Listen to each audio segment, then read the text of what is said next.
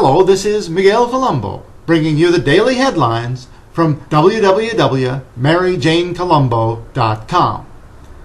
The New York Times, Thursday, December 7th, 2011, has Britain standing by, Blagojevich going away, pills pulled, dems flogging, and carriages in the park. Elsewhere in the real world, cnnmoney says, yes, Virginia, there is a Santa Claus. Even though it may seem nebulous, the movement against corporate America is developing a structure, and hundreds of thousands of people all over the world are frustrated enough to keep showing up.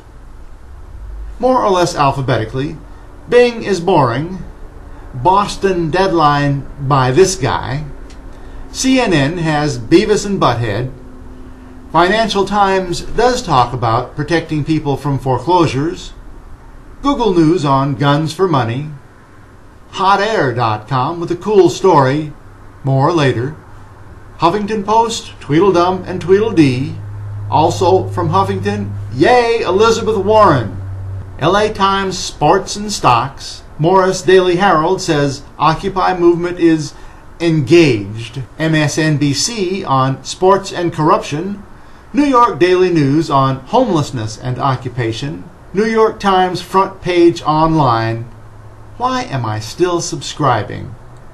Also the Times, Occupy faces setbacks, OccupyWallStreet.org defending against eviction and reoccupying San Francisco, San Francisco Examiner, tensions running high, and Yahoo News hoping Congress acts.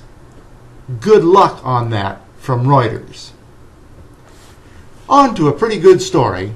Time magazine has named the Occupy Wall Street movement as the top news story of 2011. From Time.com. On September 17th, a couple hundred protesters demonstrating against the excesses of corporate execs and the pervasive influence of high finance in U.S. politics set up camp in Lower Manhattan's Zuccotti Park and refused to leave. It was an unlikely occupation, one without leaders, agendas, or even a clear sense of goals, but it soon was echoed in myriad cities across the U.S. and the world. To some, Occupy Wall Street is the left-wing iteration of the Tea Party, directing their rage not at big government, but at the big banks that gutted the world economy and took billions in bailouts from the U.S. government while awarding themselves hefty bonuses. But many in the movement see their cause as part of a more global zeitgeist, in keeping with the anti-austerity demonstrations in Europe and the leaderless uprisings of the Arab Spring. The Occupy movement has remained leaderless, amorphous, and spontaneous. Demonstrators carry signs advocating everything from financial reform to healthcare reform to a ban on fracking. It's still unclear what sort of real lasting political effect the movement can have. But the sheer persistence of the occupations, galvanized by incidents of heavy-handed policing in New York and California that shocked the nation, have given the protesters' appeals for economic justice a weight that may play a real role in the upcoming presidential election.